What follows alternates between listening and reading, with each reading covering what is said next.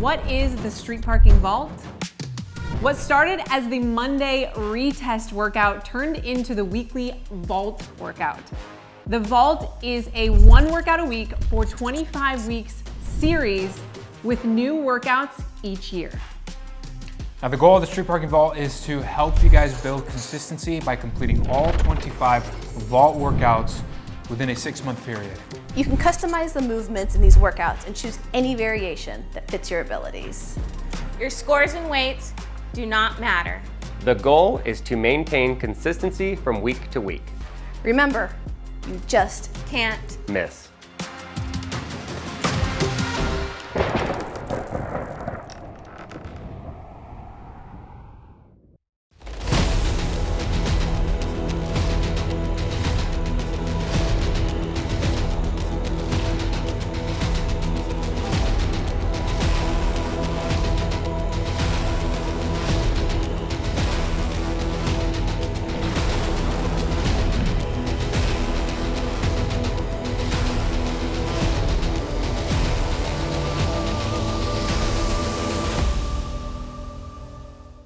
All right, you guys, welcome back to the vault. This week we are doing DRAUPNIR. Now I'll be doing the program A version with 24-inch box jumps, 20-pound wall balls, and a 53-pound kettlebell. Kim is going to be working out with me, and she'll be doing the program C version, which is a box jump, a sandbag thruster, and a sandbag hang to shoulder. Now, if you want to see more demos and how this whole workout breaks down and all of that, head on over to my.streetparking.com and make sure you stick around for the end. I'm going to give you some tips, tell you how it went, what you should be looking out for. And 3, 2, DRAUPNIR. Here we go. They are off for DRAUPNIR. Alex, what is the full workout for a DRAUPNIR? DRAUPNIR is every 9 minutes for 27 minutes, which ends up being 3 total sets. Okay. Within each 9-minute window, these guys are going to do 6 rounds of 8 box jumps. As you see, they just wrapped up. 8 wall balls or thrusters if you're doing the sandbag version, and 8 kettlebell overhead swings or hang to shoulder if you're doing sandbag. Roger that. Anytime you have remaining in that 9-minute window, after you get those 6 rounds done, you get to rest until the next 9 minutes starts. Best part of the workout and you right start there. the next set, yeah. Right on. Okay, well, that sounds, I don't even know what that sounds like. Honestly, that's a lot of numbers. Personally, I'm going to have to write this one down. I'm probably going to have to do a practice set in the beginning just to not mess it up. But after that first round, you'll probably maybe remember the workout. Oh, absolutely. Actually, this was one we had a lot of fun programming because DRAUPNIR, as you guys may or may not know, was a golden arm ring of Odin's. Yeah. It was gifted to him by Brokk Eitri. Yep. Which every 9 nights produced 8 more arm rings of equal beauty and value. Yeah. So the idea with this workout was every 9 nights, right? Every 9 minutes. Yep.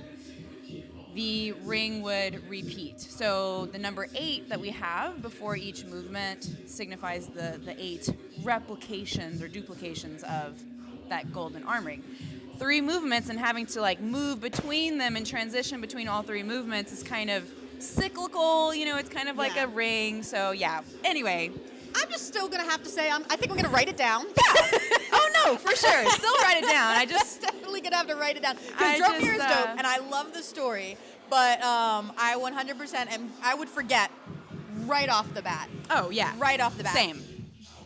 Until that first round, and actually what Jeb did previously to the workout, he actually did a practice round to kind of feel out how long it would take him, what kind of pacing he should go for in the workout, and see if he was making the right choices for the workout. And he was able to do that in about I think he said 1:03.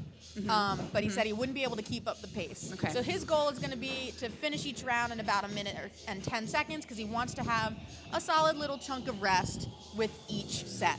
Which is perfect because we are looking for you guys to have at least 1.5 minutes to rest between each set or between each 9-minute window.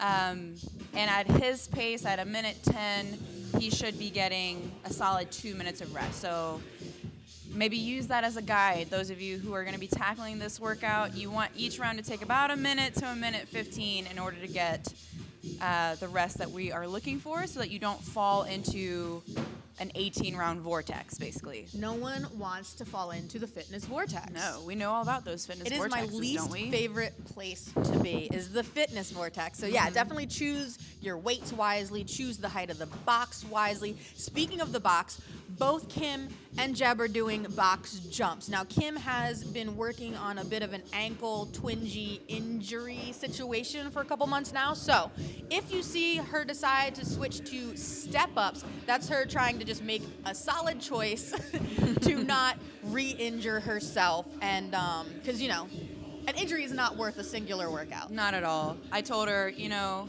and I know this well. Yeah. Speaking from Hashtag experience. injured. You want to live to work out another day, you know? It's no use in hurting yourself and not being able to, being out of commission moving 100%. forward.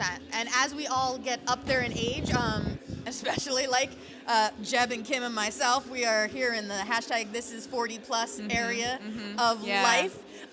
Definitely take care of yourself. You need to do your maintenance. You need to make smart choices. You can't be going out there and being like, you know what, 10 years ago I could ... Oh, guess what? Doesn't matter. That was 10 years ago. This is today. Make a smarter choice. Don't mess it up. Keep your body moving. It's way more important than putting up some kind of stupid number or jumping to a certain height. But so far so good for Kim. And I think she's going to be able to maintain that, as long as she did say if she was going to like maintain within the goal range, she's going to keep going for it. Nice. Yeah, and maybe it's obvious, maybe it's not, but this workout is a lot about transitions. So you guys can see, like, Jeb has his equipment set up so that he can, it's just a couple steps to his next piece of equipment. So he steps off the box, heads to his wall ball, he drops the wall ball, he heads straight to his kettlebell. So I do think that would be good, kind of just making sure that you take some time. The warm-up is an excellent time to practice that, but just setting up your equipment in a way that allows you to transition quickly between movements. And here you will see Kim is back on the sandbag hang to shoulder, which she has nicknamed the throw the baby.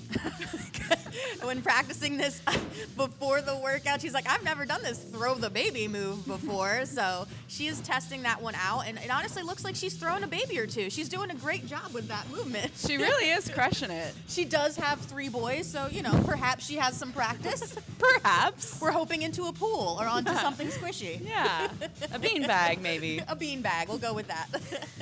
Yeah, so that movement for Program C is the equivalent to kettlebell swings in Program A. Yes. And it'll be a little bit before she gets back to it, but next time the camera's on her and she's performing that movement, you guys can see she's really driving that sandbag up with the use of her hips and legs. So she's driving through those knees, squeezing that butt, opening up those hips, and letting that kind of catapult the sandbag up, just like it would were she holding a kettlebell and swinging it overhead. Yeah, because when you're throwing a baby, you don't want to just be using your arms, right? You want to really thrust throughout and get the full body motion in there so you can launch that baby as far as you need to. Launch that baby into space. So they both did they finish at the same time? They pretty much, Isn't that a magical moment? That was really special. That was very special. So here we are. They have 2 minutes of rest. Let's see what Jeb has to say.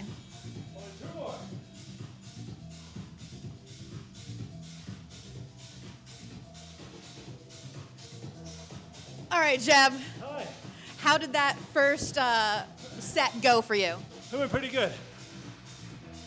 That's it. No, just kidding. It went pretty good, and that's it. No, it's good. It's a fair amount of transitions. You got to be smooth. And I felt like in the last couple of rounds, I could pick up the pace a little bit. Hopefully that doesn't come back and I pay for it. But tried to keep about a minute and 5 seconds, minute 6 per round. And That was good. I wanted to make sure that I got at least 2 minutes of rest between sets. How do you feel about your pacing going into this next set? I have a feeling, I don't know, we'll see. But I might try and go just a little bit faster. Yeah. Real quick, Kim, how is your ankle feeling with the box jump? It's all right. I took a spill on like the third jump. Got it out of the way. Oh no, I missed it. It's all right. You got it. It's all I'm gonna have to review the tape. okay. Yeah, you will. How did you feel about the throw the baby move? It was like, I like throwing a sandbag. So I actually am kind of enjoying it as something different to do. So if you like to throw the sandbag around, Perfect. Perfect movement for Kim. She loves a good throw the baby. Here we go. 20 seconds. They will be starting on their next set.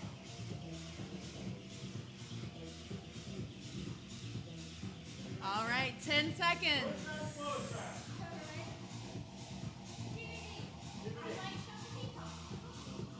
Kim has just, I don't know if you could. And go. I don't know if you could hear her. She said she might show her peacock, so she was questioning whether she would accidentally full peacock on this one.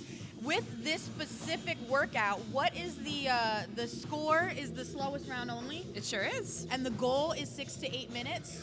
So what would your approach be for a workout like this, where the score is the slowest round only? Like, how does that change your approach, if at all? Yeah, I mean, well, I tend to approach many workouts the exact same way, Okay. I will be honest. But for this one in particular, because we're scoring slowest round, as opposed to, let's say we had scored fastest round. Fastest round would encourage a peacock. It would encourage you sending it, not questioning any of your decisions, basically, just going unbroken. Much like my life, I'm not thinking about repercussions. I Right. just go full send and see what happens. Right. No worries about the consequences of your actions. Consequences, schmonsequences. Yes.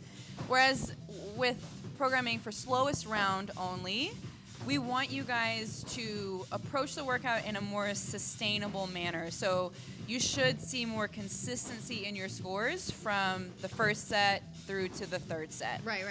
So, you know, Jeb, and for many people, that often means a reverse peacock, which is not a bad thing. It's not a great thing either. Yeah.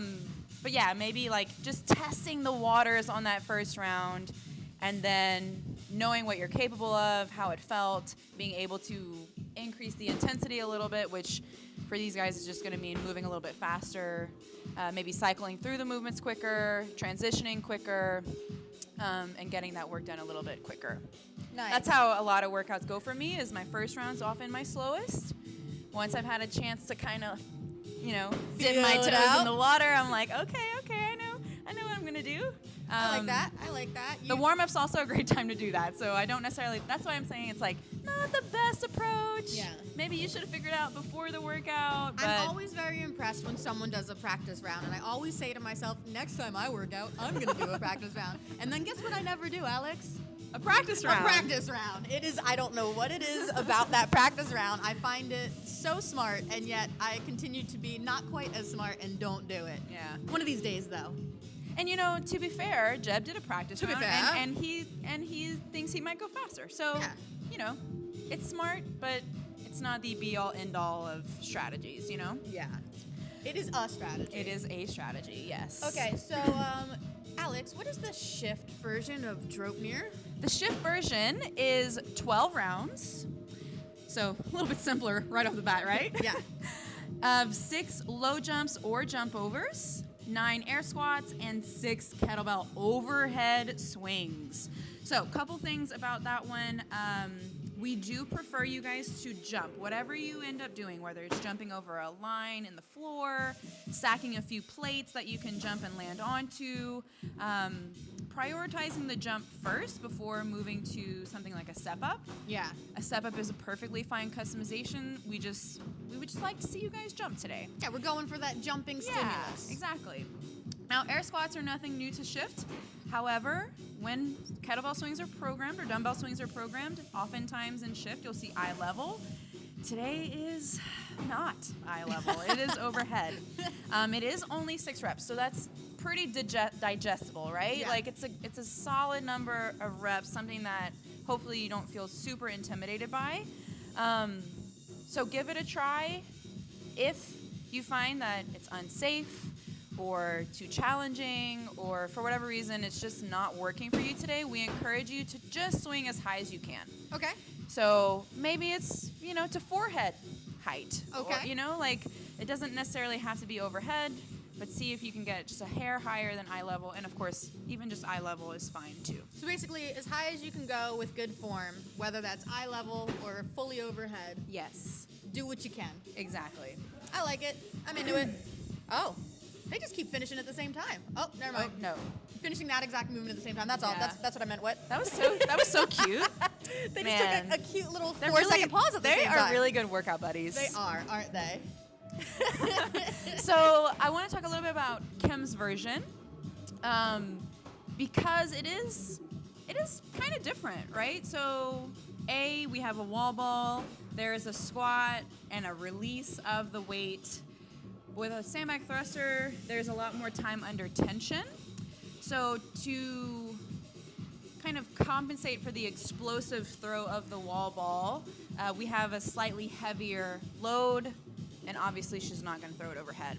Yeah. So to keep her moving quickly, she decided really that she was going to go with a lighter sandbag than she typically would. So that one weighs about 25 pounds.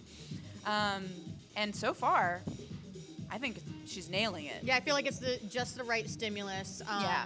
Now, what would you suggest someone do if they're doing this sandbag version? Yeah. All they really has is a sandbag, and it's one weight. Like, Right. there is no taking out extra weight. If someone has a little bit of a heavier sandbag, what would your recommendation be for this workout? That is an excellent question. Now, Thank this you. is I where thought of it all by myself. this is where a practice round in the beginning would come in handy. But let's say you did a practice round and you were on track, but now you're in that vortex. Yeah.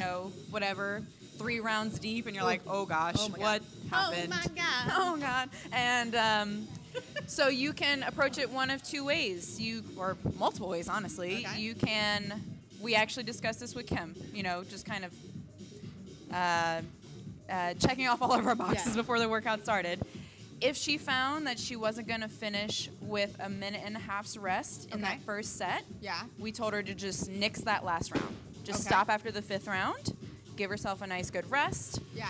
Moving forward, that's always an option, but you could even shave 1 or 2 reps off of each movement and stick with the full 6 rounds. So instead of 8-8-8, she could do 6 rounds of 7-7-7. Okay. And you would be surprised, shaving off just that 1 rep of each over the course of 6 rounds actually does end up saving a good bit of time. Right on. Okay, so they are both finished. Jeb just finished a couple of seconds before Kim. That is the second set of 3. Remember, guys, this workout is every 9 minutes for 27 minutes, and you get to rest the remaining amount of time once you complete the 6 rounds of 8, 8, and 8. So thank goodness these guys are getting some rest here, because honestly, 27 minutes is a long span of time to be going as hard as they are going, with only a small amount of rest. Yep. Like comparatively, because sure, they might have a couple of minutes of rest, but they're using every moment of that. They Like sure this is are. not like leisurely resting. This Right. is like, holy crap, let me catch my breath. As you notice, I'm not interviewing them right now. I Yeah. think they need a moment. Yeah. And I think Show them honestly, some respect, yeah, Nicole. Kim might not throw the baby. She might throw something at me. She might throw me. Like this is a moment they both need to just breathe and get their stuff together. We'll call it stuff. Yeah, let's call it stuff. What do you recommend in a workout like this, where obviously it's challenging? They've just worked out really hard for 2 long sets, but now they have like 2 minutes of rest. What do you do to get your breath back in a workout like this? Yeah, well, Jeb just hollered it out. Some really deep nose breath, some nasal breathing. Deep nose. Yeah, so, and with a heart rate as high as it is now, their breathing rate's probably also fairly elevated. I think a deep inhale through the nose, Yeah. and then a forceful exhale through the mouth. And then as you feel your heart rate start to settle, start to try breathing solely through the nose, so both inhale and exhale. Okay. Yeah, and just kind of like refocus your mind, Those deep breaths will definitely help to lower your heart rate. Obviously, it's not going to go down to resting. Yeah, I mean, they only have 10 seconds left here, and they both look like they're still breathing a lot heavier than they were after that first rest. You know what I'm saying? Ready, go. Ready, steady. All right, go. last set.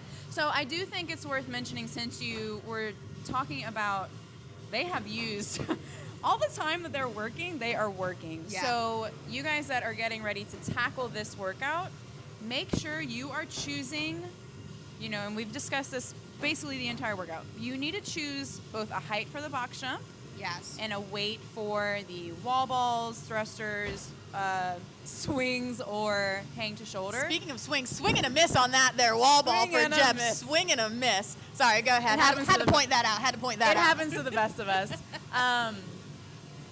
You need to be going unbroken, right? Like, Yeah. these guys are hauling some serious butt right now. Yes. And are earning their rest, to be sure. Yes. But I think it could easily, time could add up if you guys are breaking even just once per movement. I really think that would end up adding up and reducing your rest time at the end of the set. Yeah. So- I didn't even think about that. Like, you're trying to go unbroken on all this stuff, huh? Yes, absolutely. Ugh.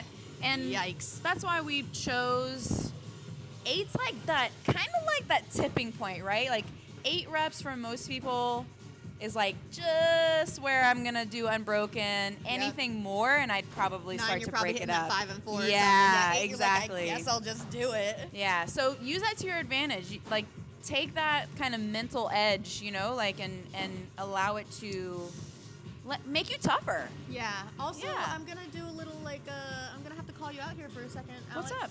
I thought we chose 8 because of the 8 rings that drop off of DRAUPNIR every day. You're right. Every 9th day. You're I'm right. just saying. I'm just saying. Fact No, check. we fact check, definitely fact did. check. I guess what I should have said was it was convenient There we go. that's A convenient how it worked. coincidence. Yes. Okay.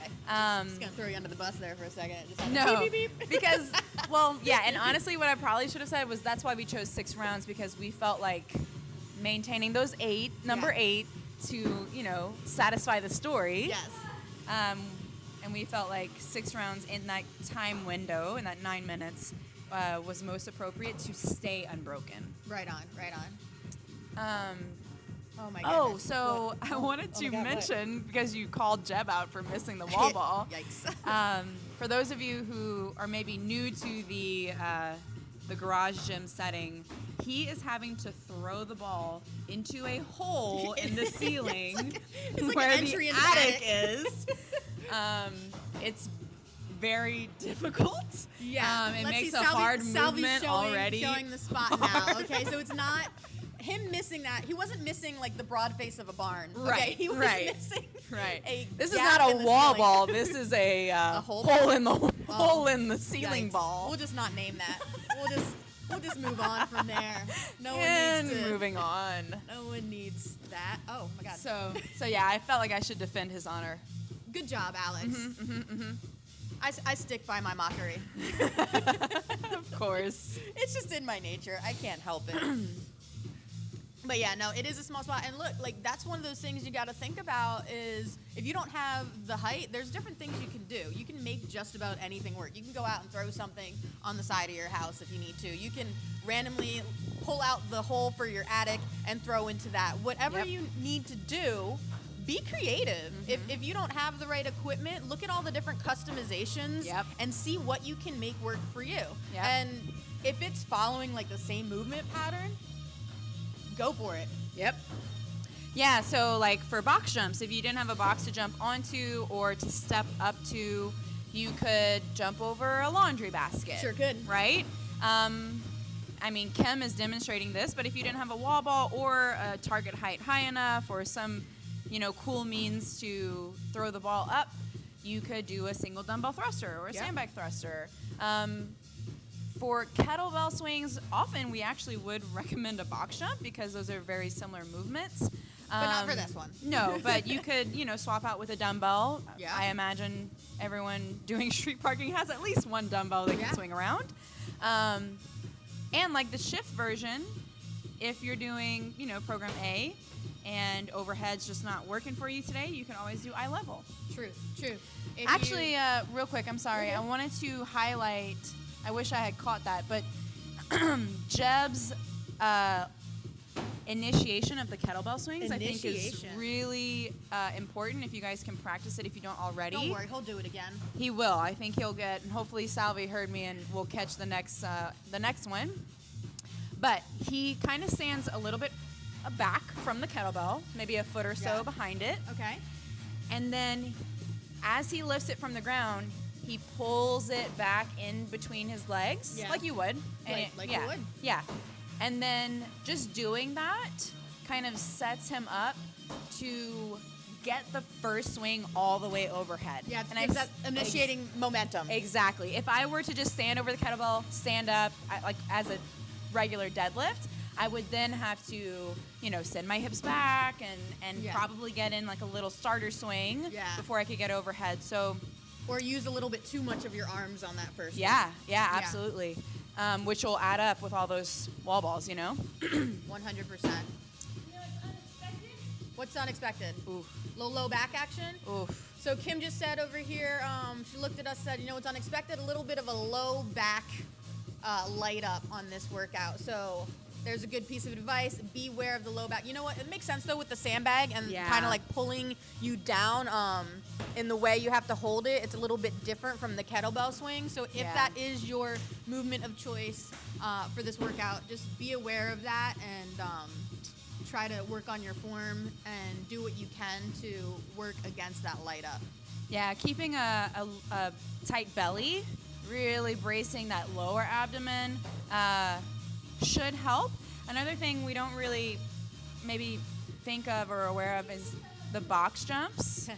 Is once you land, standing fully, bringing those hips all the way back under the shoulders, because if you kind of stay hunched over, it can just put a little bit more strain in low back, and honestly, it just kind of adds up over all these reps. It's not something you can avoid completely, but it's maybe something that you can ward off, for later on in the workout. This will probably be your last round. You just started your last one. So they are. I'm wondering if Jeb did an extra on round. the first half of their last one. Okay. And what's looking like it's gonna set up to be the slowest round, but that makes so much sense. Yeah, I love it. It's great. And considering they got 2 minutes, which is the. Let's watch this first kettlebell swing for. Oh yeah. Salvi got the last one. Yeah, for sure. Yeah, sorry to interrupt. No, it's okay. Considering they were getting 2 minutes of rest, I think that says a lot. That their third round is our last, so definitely won at least 2 minutes. There it to is. Rest. 25:51 for Jeb. I want to say 25:46-ish for Kim. 43. Nice. Holds up the 3. Give me that extra 3 seconds, says Kim. Yeah. They crushed that one, guys. Right on. They were getting a solid 2 minutes of rest for most of the time. That one was, if it was a rest period, it went down to like 1 minute. Yeah. But that makes sense. It got more difficult as time went on. Neither one of them broke within each one of those movements. Never. So unbroken throughout, which is saying something. Yeah, the transitions slowed down a little bit, which honestly is to be expected. Yeah, but all in all, great job across the board for Kim and Jeb in DRAUPNIR, representing for the 40-plus crew. Woo woo! Masters athletes in the house. Let's see what Jeb has to say, what kind of tips he can give us for this workout, DRAUPNIR.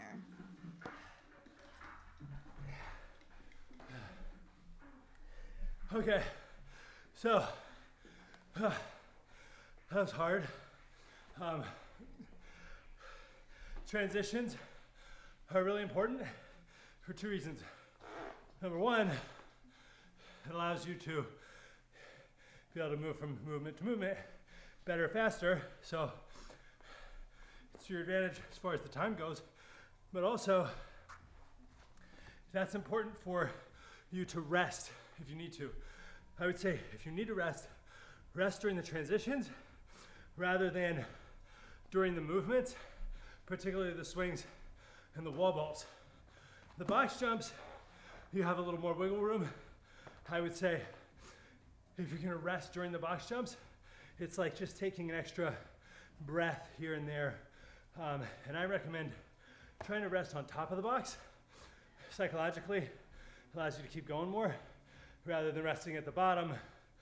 And then who knows how long you're there before you get the next rep or get back into your rhythm. Be consistent on your wall balls. I had that one miss and the ball went way out in front of me. I tried to catch it, missed it. Something out of the roof fell into my eye, right? So then it was just like not only eating up time, but like it forced me to have to like do more than what I needed to do. And so this workout really is all about efficiency. Efficiency with the movement, efficiency with your transitions, efficiency with your breaks, that kind of thing. So try to minimize the amount of things that could make you less efficient. I think I overheard Kim was feeling a little bit lit up in the lower back. I definitely was too. So I would say that when you stand up on all three movements, squeeze your butt. And what that does is it allows those muscles in your lower back to maybe just release a little bit. So make sure that you're squeezing your butt at the top of every rep. And then of course, during and when you land on the box, during the other two movements, you're keeping the belly really tight. And that should help keep you from lightening up the low back. But it's a lot of reps. So, you know, you may be feeling it to some degree, but it shouldn't be severe. Timing wise, I think my third round was my slowest by about 10 seconds. First two rounds were like exactly the same. So I feel like I paced it pretty good. And then I just really struggled in that third set. That third set is really difficult. First two were like, I could do this. And then it hit me in that third set. Kim, you got anything? Yeah, I totally agree. You gotta get your head around the third set. Yeah. That's where it's all, like, it completely is. It's all mental because you're realizing how much more you've got to go. But you can dig in and do it. It's totally doable. Make the right customizations and yes, squeeze your butt. Cool. Yeah, Squeeze your butt. one more thing. You can see both of us, when we did our box jumps, jumped, stepped down, jumped, stepped down. And still we're able to get 2+ minutes of rest in both of the breaks. So there's really no need to rush and try to do that rebound thing. If that's your jam, you love it, you feel good. I'm not gonna try to sit here and make the argument for you not to do it, but it's not necessary to do it. And your Achilles will thank you in the long run. That's just how I prefer to do the box jumps, is the step down. And I just wanted to make that note that you can do the step down and you can still go through and finish the workout well within the goal range. So I hope you guys have fun with this one and get ready for it.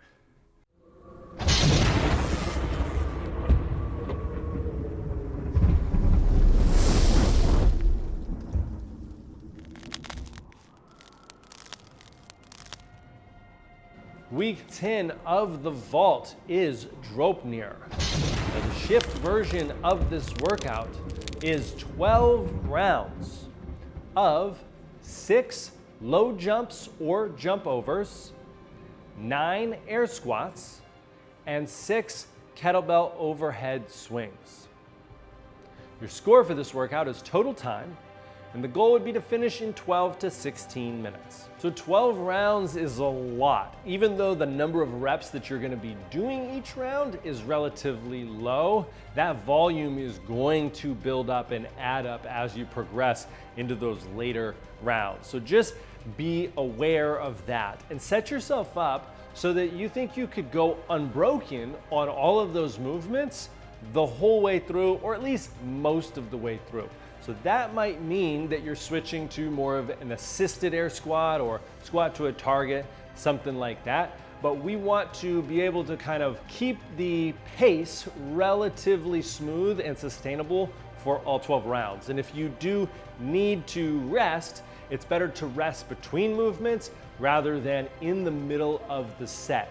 So just try to mentally put that out there, that as soon as you pick up that kettlebell, you're gonna go for all 6 swings. If overhead is too much for you, just go eye level, no big deal. Now, to see more detailed demos of these movements, as well as all of the available customization options, head on over to my.streetparking.com.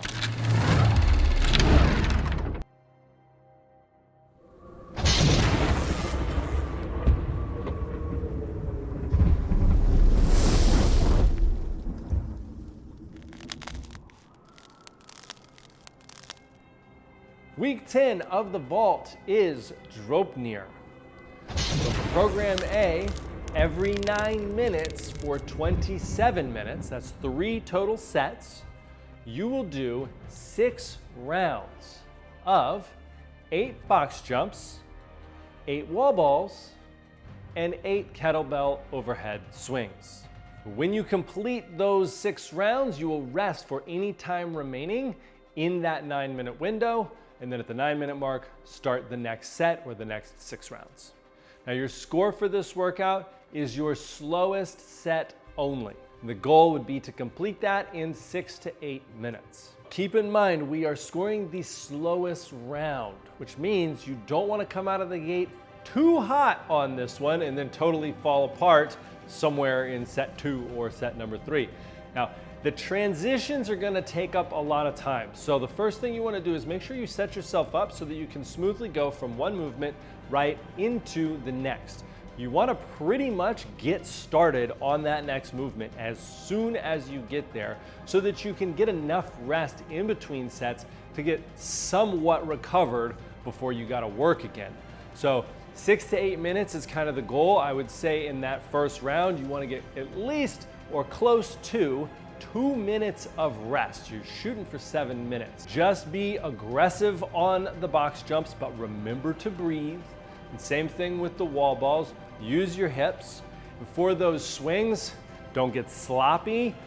Allow that power from the lower body to generate enough force to send the weight overhead.